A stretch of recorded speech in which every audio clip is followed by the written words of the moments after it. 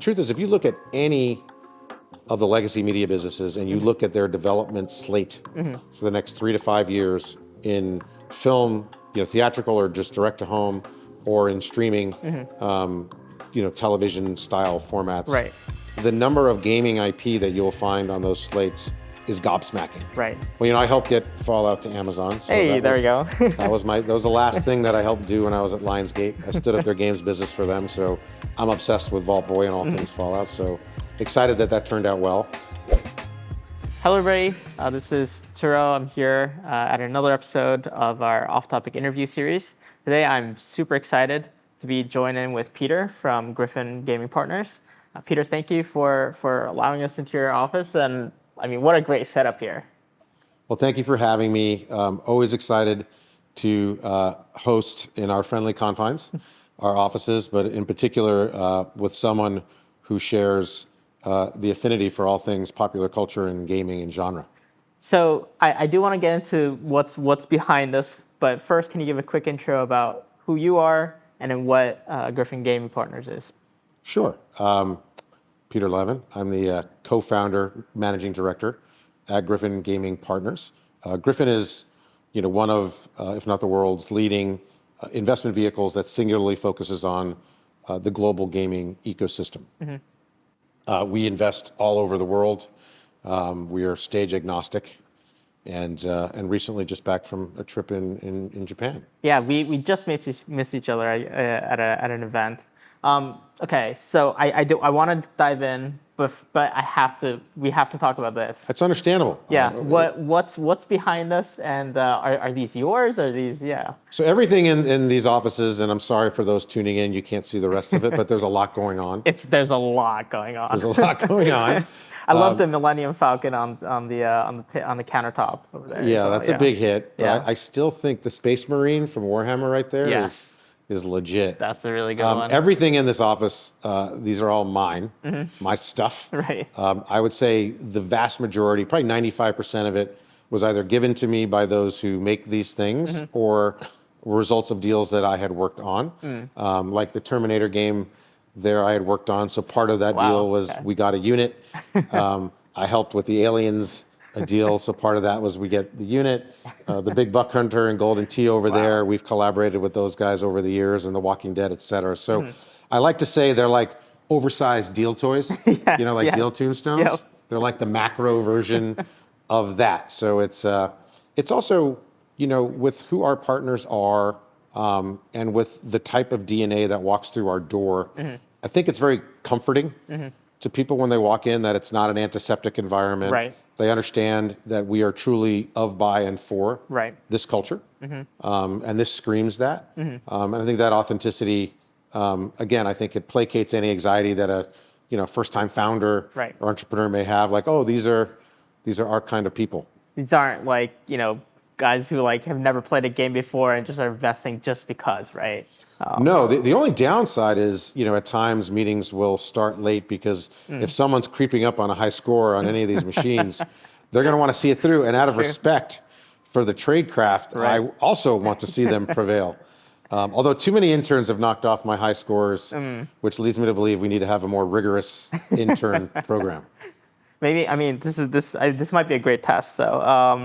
So what brought you to starting Griffin, and what types of companies do you invest in?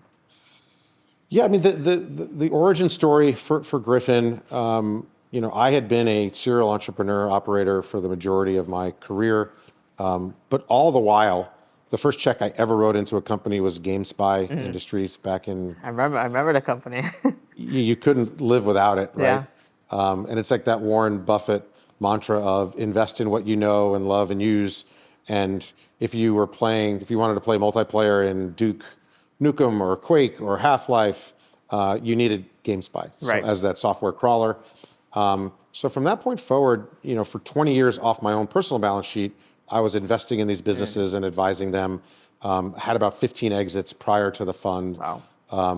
And then again, as a serial entrepreneur operator, I was fortunate to co-found Nerdist Industries, which we scaled and then sold to Legendary Entertainment.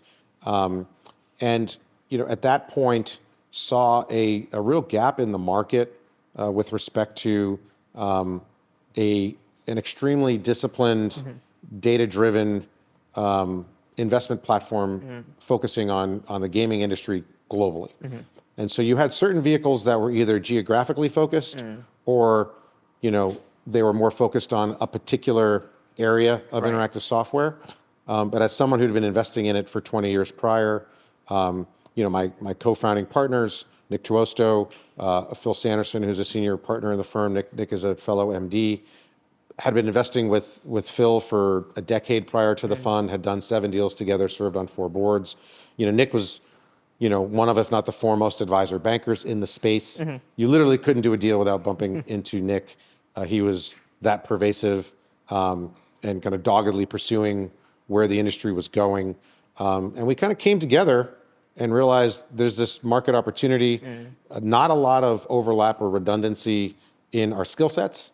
And that's everything from our orientation towards deal analysis, our network of founders. Everyone was bringing a lot to that conversation. So felt like there was a want need in the market. And then I think coupling that to the thing that I think one of our biggest strengths is just how hands-on value add we are.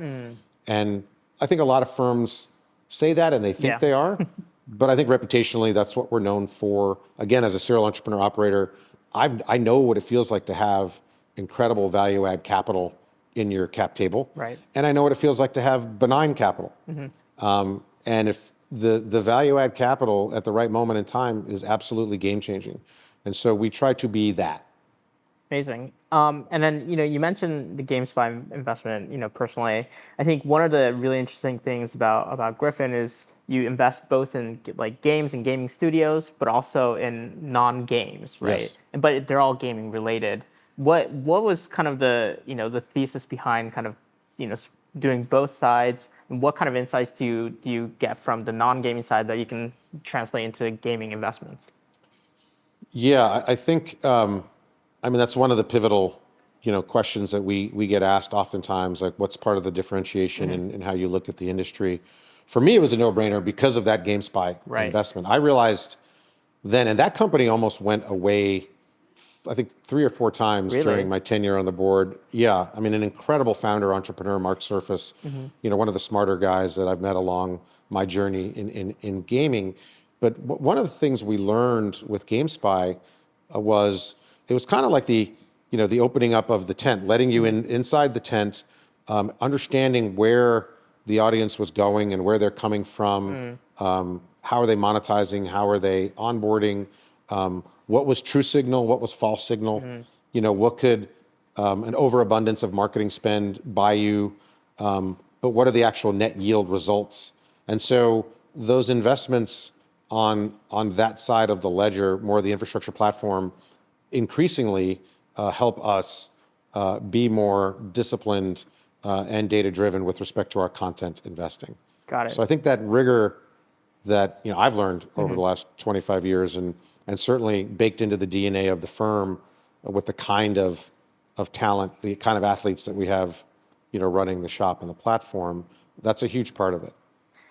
I want to get to kind of a little bit back in history, your career, kind of what led you to this. I think in a previous podcast, you'd mentioned that, a common thread in your career was this idea of arrested development. Yeah. Can you talk about what that means and why that has led you to be in, all like the different industries you have been in your career? Sure. I certainly consider myself extremely lucky that I've been able to make a career out of pursuing the things that I've been passionate about. And I think over the last arguably 15 to 20 years, if you look at what the genre vertical, and when I say genre, I mean gaming, comic books, graphic novels, anime, manga, etc. It's just absolutely dominating the global media landscape. And that's in almost every media form factor, whether that's the more traditional forms of publishing or television or streaming series or theatrical, etc. Consistently, games, native intellectual properties, are playing an enormous role there. And so, as someone who owns probably 500,000 trading cards. We were talking about Pokemon Yeah. before we switched on the camera. 25,000-ish comic books. Wow. I do think, understanding emotional attachment that people have to these properties. When you look at the engagement metrics for gaming versus any other media form factor, it's orders of magnitude larger.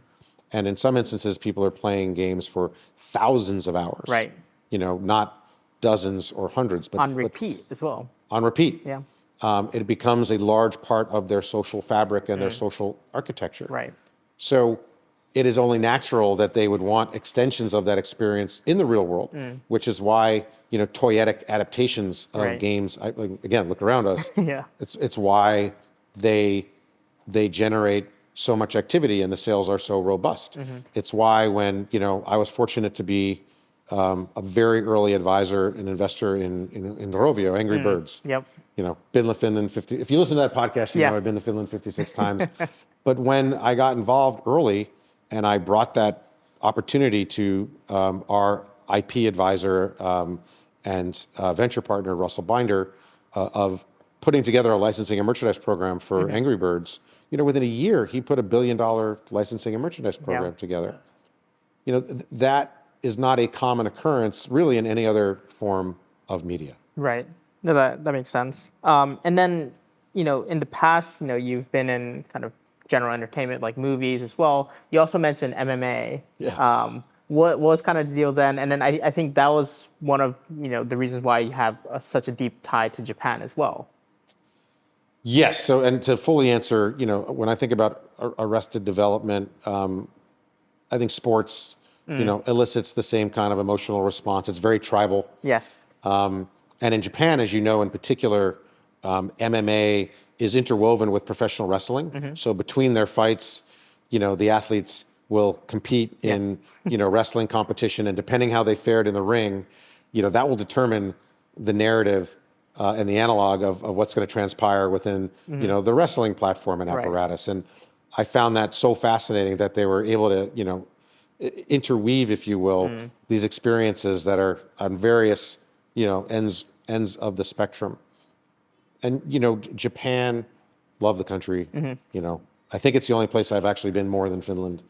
Back in the day when I was, for a moment in time, I represented probably about 20 to 25 of the world's top MMA competitors. Wow. So this was, if you know the sport, Randy Couture and Rampage Jackson and Dan Henderson and Matt Lindland and Bas Rutten and Mark Coleman and Marco Huas, like a whole slew of athletes. And at the time, I was doing it because I wanted to understand. This is before the UFC became the UFC here in the States. Right. Before Craig Pelagian put The Ultimate Fighter on TV, and then it became household names. So back then in the States, it was only legal in 2 states. It was Nevada and New Jersey. Okay, got it. And so, but in Japan, as you know, it was like the NFL. Right.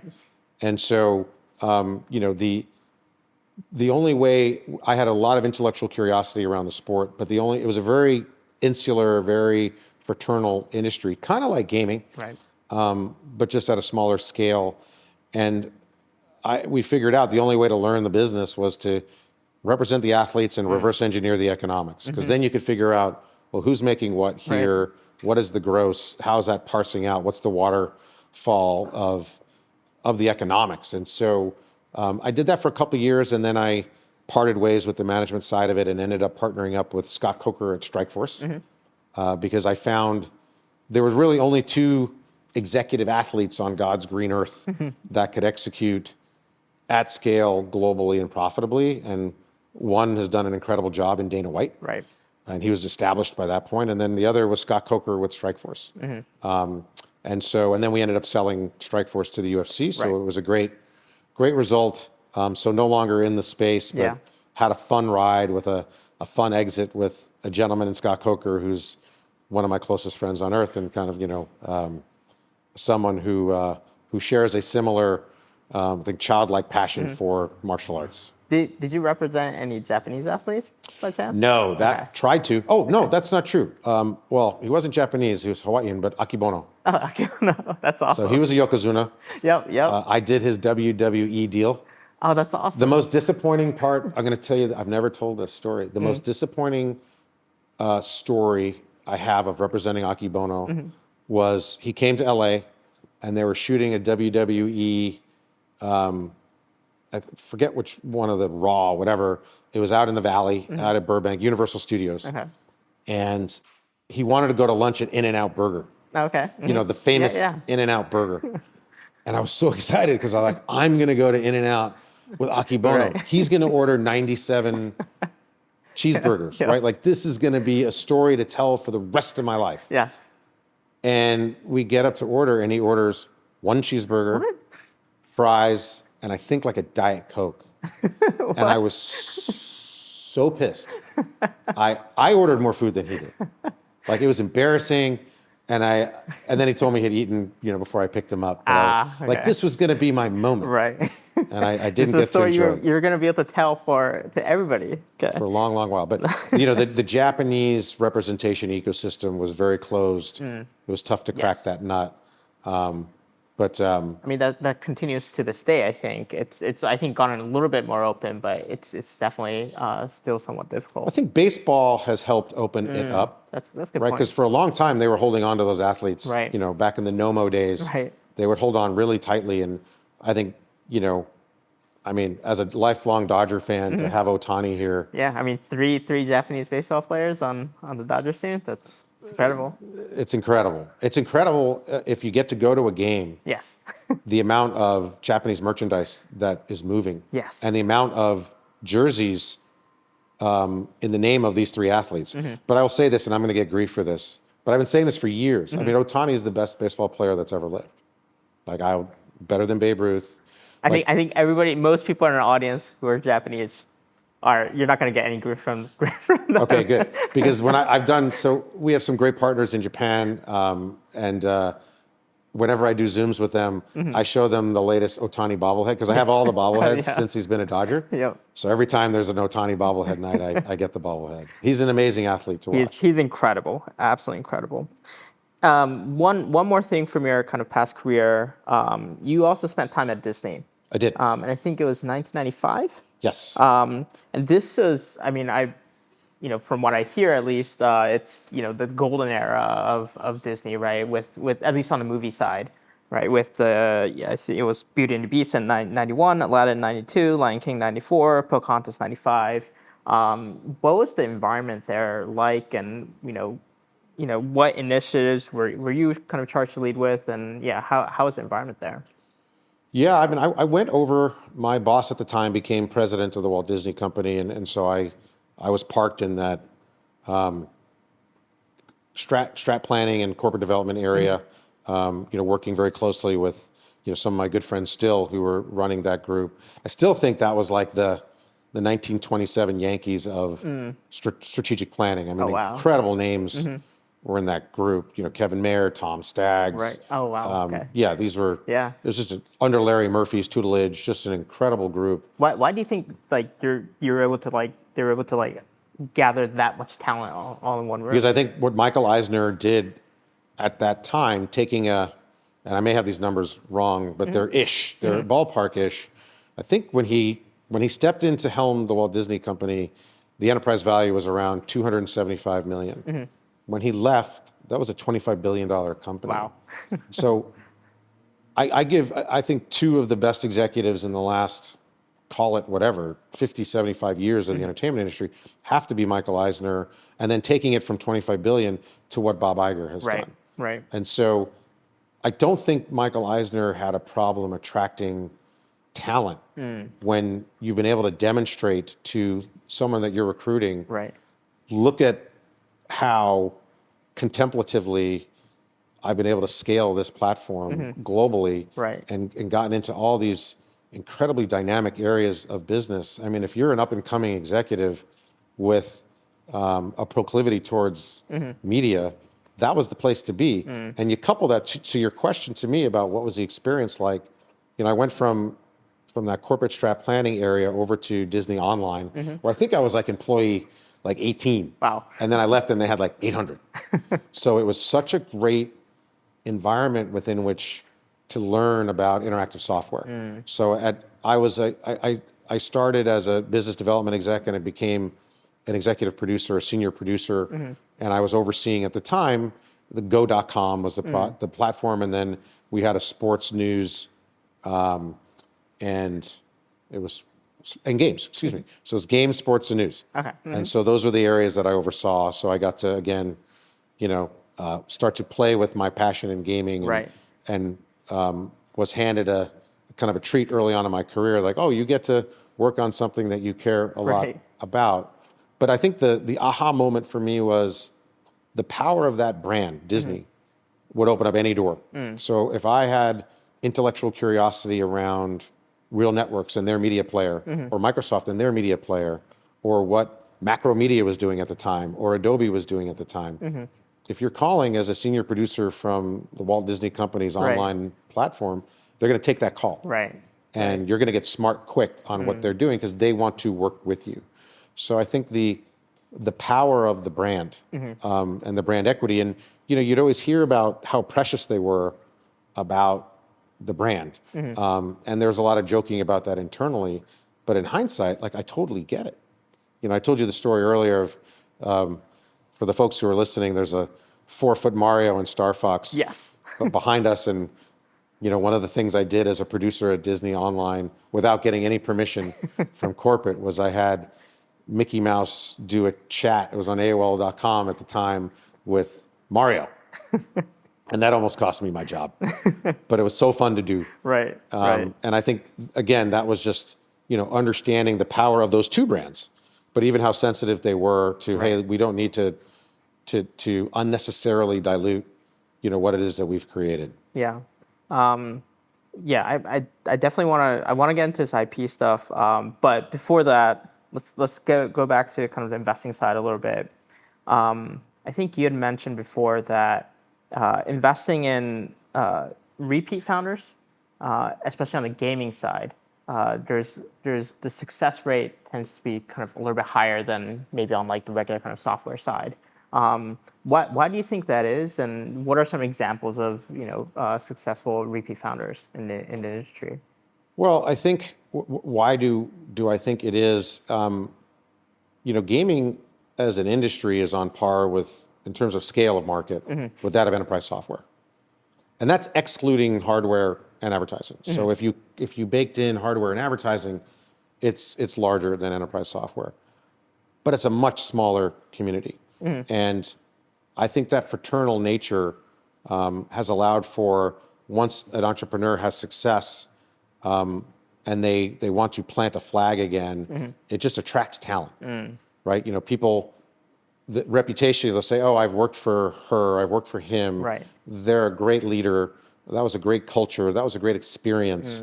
And the truth is, working at a games business, for the most part, could be a lot of fun, right? As long as that culture is being created and it's being cultivated and nurtured. Whereas I think there are, not saying that there aren't, some cultures that are lacking or more benign environments, but for the most part, in particular, I think those that have had exits at scale, they're cognizant of the fact that culture is important because competition is significant, especially with a smaller market. When you talk to folks that have worked at Supercell, there's a reason why people stay there. It's an incredible environment within which to work. That founding team is as creative as it gets.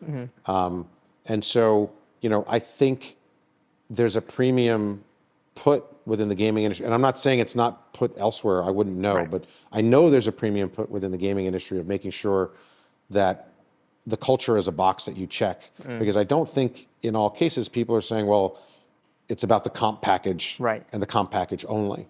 Because when you're building games in particular, in most platforms, these are multi-year experiences. And so you're signing up for a journey with people.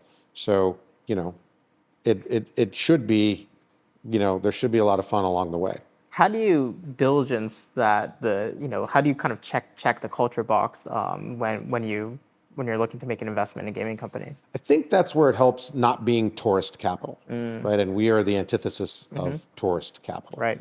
I think for a while, in particular, right after COVID, it attracted all kinds of tourist Yes. capital from the real estate world, from the energy world, Yes. from the crypto world. And I think people quickly realized, oh, this is harder than it looks. You know, A lot harder than it looks. a lot harder than it looks. And, you know, I think for a firm like ours that's been in this industry for as long as we have, it's a lot easier to do that diligence, to triangulate on referencing, you know, to understand when people spin out from a larger publisher or spin out or leave post-acquisition once their non-compete is up. It's easy for us to truly forensically parse through, well, who actually pushed product, Right. who's taking credit for product that they didn't push, who's not taking enough credit because their personality is such that they're just not going to do that, but they're actually the ones that we should be speaking to. Right. So I think having the ability to efficiently triangulate on that kind of referencing is something that, you know, we take very, very seriously. Amazing. And then, you know, as we kind of mentioned, and you know, Rovio is a great example of this, of a game also turning into movies, right? Not just kind of merch, but you know, really expanding its universe. This year you had the Minecraft movie, Exit 8, which is like horror type one. Last year you had Borderlands. And upcoming ones I think are like Street Fighter, I think is the reported one, and recently announced I think Call of Duty. Why do you think there's this shift? Like it feels like there's a clear shift in the movie industry of pushing games. Why do you think that is? So a few things. And, you know, we've got like the last iteration of Sonic was a huge success. Right, right. As you mentioned, Minecraft the movie. You had Gran Turismo, Yep. Five Nights at Freddy's, which was like an indie title. Yes. You know, that grossed north of $300 million at the box office. Super Mario Brothers. Super Mario was incredible. Yep. And then you just mentioned a few that are in the pipeline. But the truth is, if you look at any of the legacy media businesses and you look at their development slate for the next 3 to 5 years in film, you know, theatrical or just direct to home, or in streaming, you know, television style formats. Right. The number of gaming IP that you'll find on those slates is gobsmacking. Right. I mean, yeah. I guess we haven't even talked about TV, right? Like The Witcher and like. Well, you know, I helped get Fallout to Amazon. So Hey, there we go. that was the last thing that I helped do when I was at Lionsgate. I stood up their games business for them. So I'm obsessed with Vault Boy and all things Fallout. So excited that turned out well. But I also did help get Borderlands to Lionsgate, and that was kind of an unwatchable movie. So, you know, you take the good and the bad. Yeah. I also helped get Candy Crush to CBS, which was kind of an unwatchable game show. But I'm going to blame that on we're not going to get into that. But I think the fundamental reason at the heart of it is that those that are telling stories now grew up playing games. So they are authentic to it. Interesting. Okay. Right. So they have spent, I remember we did the first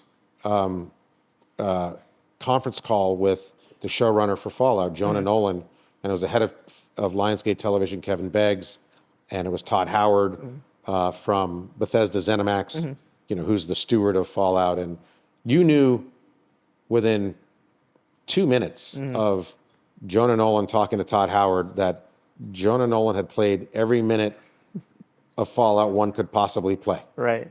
And he understood the color palette. He understood the uniqueness of the soundtrack. He understood the tongue-in-cheek, the dark humor. Right. Like he just got the joke. Right. And that wouldn't have happened 15 years ago when you saw some of the early adaptations of gaming IP where I think you had studios looking solely at the numbers. They're Right. like, okay, well, Warcraft has done X amount of sales globally. Right. We can make a suboptimal movie and we'll get to our number. And thankfully for, you know, that studio, I think that was legendary, you know, Chinese love the movie. Yeah, they did a pretty good job. And so, you know, that saved them with that. But nowadays, whereas in the past, maybe the source material was a newspaper article, a magazine article, you know, any other more linear form of intellectual property, these folks grew up gaming, and some of them really hardcore gamers. You know, when you talk to a J.J. Abrams, you know, I think he's a gaming first person. Like, you know, he really does understand the interactive experience. Right. and just how hard it is to keep people engaged for those dozens, if not hundreds, and sometimes thousands Right. of hours. Like there's a lot more to that than people think. And there's so much respect for the world view of the game, right? If you've played it enough, because So that's the other point, and thank you for bringing it up. Yeah. It's staying true to that source material. Right. It's not just understanding it, but because you're so passionate, you would never want to betray it. Yes. And also, that consuming constituency would eat you alive, yes, right? Like Yes. if you sold it out, Yeah. you're toast. Yep. As long as you tried your best and you stayed authentic, they'll cut you some slack. Right. But like even Gangs of London was based on a obscure PSP title, Right. right? So it's fun to see all this Right. happening. Do you, like, I'm curious if you think that's like one of the things I noticed when I talk to a lot of like anime studios or like Shonen Jump or like like all these like big publishers in Japan. A lot of them were very afraid of doing live actions of anime. And I think maybe it's a similar kind of phenomenon where now it's the One Piece one has done incredibly well. Maybe partially because the people who are making it are actually watching anime. Have you seen it? It was good. I liked it. A, I think it's really good. B, One Piece is my jam. So like I have every booster box Nice. that they've published with the cards from day one. I think that artwork, I got to say this quietly, but I think it rivals, if not, it's even better than some of the Pokemon. Like those manga cards are Yep. just absolutely gorgeous. And so Definitely. to your point, I think people's adherence to the quality and for a creator to start to feel comfortable that like, oh, you're not just going to exploit this IP, Right. but you're actually going to expand the universe for the Right. fan base. You're doing something that's construed as a net positive versus you're just trying to squeeze as much blood out of the stone. Right. You're playing for a minimum guarantee. Yes. It's all about the economics. Right. It's not, and I think I actually know the producer of the One Piece series, a guy named Marty Adelstein. We spent a stint together at CAA a million years ago, and he knows what he's doing. He cares, right? And they're making sure that everyone around that project, brings that kind of that passion and understanding that if they alienate this cohort, they're done. Yeah. Like there's no forgiving. You can't crawl back from that. So I think There really isn't. and in particular, I think with the anime and the manga source IP, and to Japan's credit, when you talk to those underlying IP rights holders, and I've been in a lot of those conversations over the years, they're never focusing on economics first. They are all about how do you see this? Right. Where do you see this world going? Right. They have a deep appreciation, and in particular because some of these series have been running for decades. Yeah. I mean, One Piece. It's like 90, 98, 97. That's crazy. Yeah. Like Fist of the North Star. Like, Yeah. I mean, you can go on and on Yeah. and on. These are decades and Yes. decades of investment. They're not going to throw that out the window. And I'm not talking about the economics of it. They Right. they don't, they do not want to alienate that audience, which I have a tremendous amount of respect for. Yeah. No, yeah, it's really interesting because I won't name specific IPs, but like in the past it's been honestly pretty disappointing, especially from a consumer's perspective, especially with the anime side. Maybe with the gaming side as well, but like I think now we're finally starting to see maybe like the next generation of content creators are a lot more comfortable with this. So I'm a lot more relieved to hear that. I think to that point, it's kind of an inversion of I think I may have spoken about this, but the inversion of the hub and spoke model, where it used to be the hub had to be the film or the Right. TV series, and Right. then it was the extent the spokes would be, toys, graphic novels, comic books, anime, manga, Right. gaming. Whereas now, I think people are much more comfortable with the hub being whatever it may be. It may be a podcast. Right. Right. It may be anime source material or Right. manga. It may be Labubu. Right. Right. Like, Yep. I mean, by the way, that's crazy because That's I just incredibly flew well. through the Hong Kong airport and like all of the guideposts in the airport that are telling you where to go are Labubu. Really? Oh Yeah, my there's like a God. 20-foot Labubu that greets you, which is a little scary after Yeah. coming off a 16-hour flight. Hey, 20-foot Labubu. But the point is, I think people are now getting much more comfortable with that because there's an integrity around the authenticity to the source IP. Right. Right. Makes sense. So if you look in kind of the movie industry, if you look at the worldwide box office from last year, let's say 9 out of the top 10 were kind of sequels, right? And then one was an adaptation of a Broadway musical in Wicked. This year, you have a somewhat similar case where you have a few original movies, but mostly sequels, prequels, kind of cinematic universes, spin-offs. I think you see a similar trend in like books as well, music and somewhat as well. Do you see this in gaming, and do you think this will change? Look, I think there's going to be some, perennial annualized games releases that are going to go on for a very long time. Call of Duty Yep. is one that I look forward to. Yes. Each and every time they publish that game. Call of Duty got me through COVID. Our team rallied around Call of Duty. I think the world is awaiting GTA 6. Yes. Could end up being the most profitable revenue generated piece of IP in the history of IPs. Right. I think that could very much be the case. So I don't prejudice releasing sequels if you're being authentic to the audience. If it Right. feels exploitative, Right. I think the good thing at this point, the emperor has no clothes. So if you're trying to exploit, I don't think you're going to get the ROI on the other end of that. And so, and I do think, there's been so much unique content introduced into the marketplace by way of indie gaming. Right. Indie gaming is just absolutely exploding. Look at the growth on Steam. 15 years ago, there was 275-ish titles on Yeah. Steam. Today, there's just shy of 20,000. Right. And some of these devs are, 1, 2, 3-person shops, and they're killing it. Right. And some of these games last, they're running for a decade. Right. And sometimes they're more successful in years 7, 8, and 9 than they were in years 1, 2, Yeah. and 3. So I think because I've been doing this for 2.5 decades, I've invested through up and down cycles. I've done my best investing in bumpy markets because it scares away that Right. the tourist capital, and entrepreneurs tend to want to be proximate to value add, long-term, strategic, smart capital. I'm a glasses half full guy. Like even if we're having a moment like, oh, mobile's dipping. Okay, so mobile's dipping. But you know what markets haven't even come online yet in toto? The entire African continent. Huge swaths of the Indian subcontinent, Middle East, North Africa. Right. Like it's just the beginning days of that. So I find it challenging to make myself bearish if I'm analyzing, in the moment metrics. Like if you get hung up on that, it's like being in the real estate market. You Right. know, if that's your business, then you should be able to weather the storm and understand that it's a cyclical thing. Makes sense. A few more questions.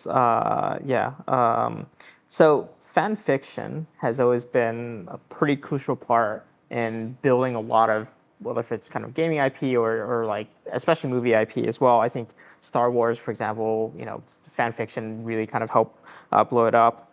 And you're able to grow that because you have such a dedicated fan community. As more games become interactive, how do you kind of view gaming involved in relationship with how interactive it is with fans? Well, I sort of think modding has been, right, just a a great huge win. We're fortunate to be partners with Overwolf, who I think is probably the world's leader at giving people these customizable experiences Right. while playing a game or games. I think when you look at the amount of consumption on YouTube, and Twitch, and now TikTok and, Right. and other social media platforms, and you look at how much UGC and creator content that's been generated based off of, games IP. It's an incalculable number, and so I think you're going to continue to see that. I think, for a while there was this trendy term of the gamification of everything. Yes. but we're starting to see it. Like, I think, micro dramas and short form content, Right. like you're kind of gamifying content. Right. You know what I mean? And Definitely. I think that's okay. You're dealing with a generation of consumer that appreciates things in smaller form factors, good or bad. It's just the reality of Right. it. So you're either going to be ambulatory and respond to that with things that they want and need, or try to dig in, which I think traditionally, if you look at, legacy media in particular that have dug in, it's almost been their demise. Right. I mean, the music industry literally almost went away, but for Spotify, Right. Pandora, and touring, right? Like, it just watched the world fly right by. And if you look at how disruptive Netflix was to the film industry, there's a reason why it makes sense for whether you're Netflix or Roku or around the globe, a platform similar there too.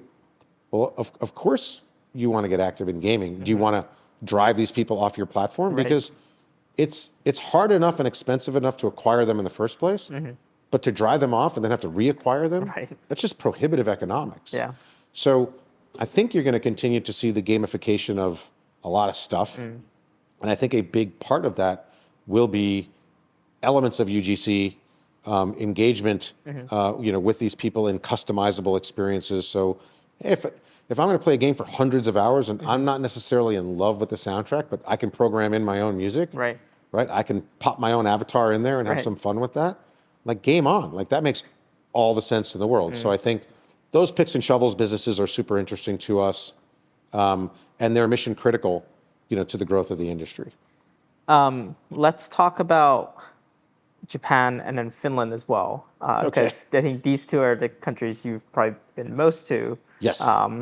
And Finland, I think, maybe to people who aren't in the gaming space, was, incredible country that has some of the top gaming studios in the world, right? Can you talk a little about, obviously like Rovio, Supercell.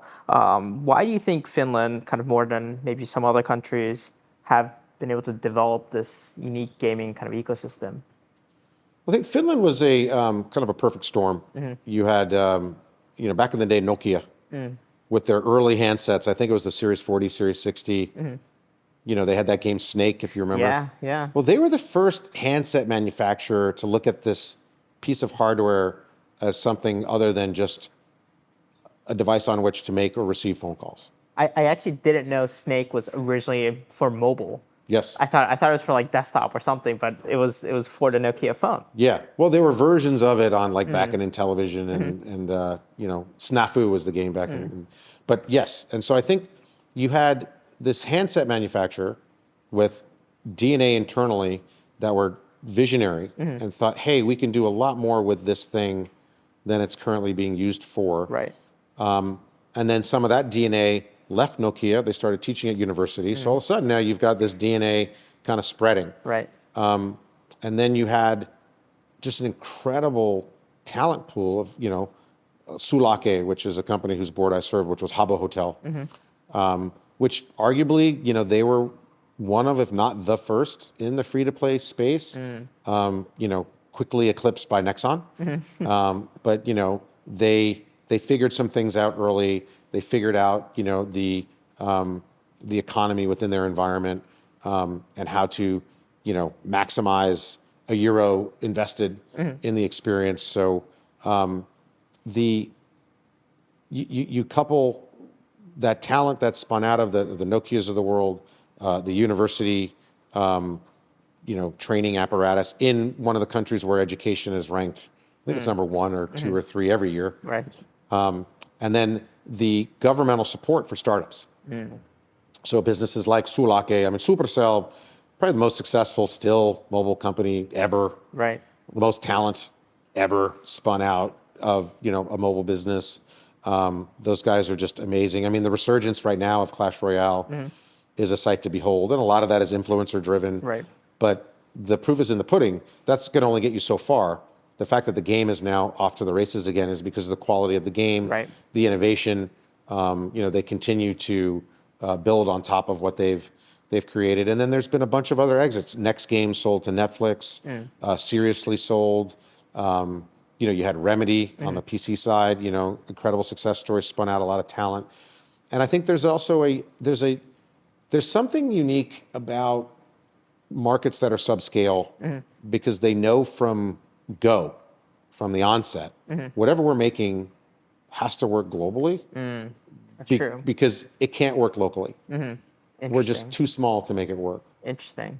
Do you think so? Japan is also very big in gaming, but one of the really unique things about like in general content in general in Japan is it tends to be very domestic focused, right? If you look at like the top Netflix shows in Japan, it tends to be like anime. It tends to be things that Japan created. It tends to be less global things. Although a lot of Japanese content has done very, very well globally.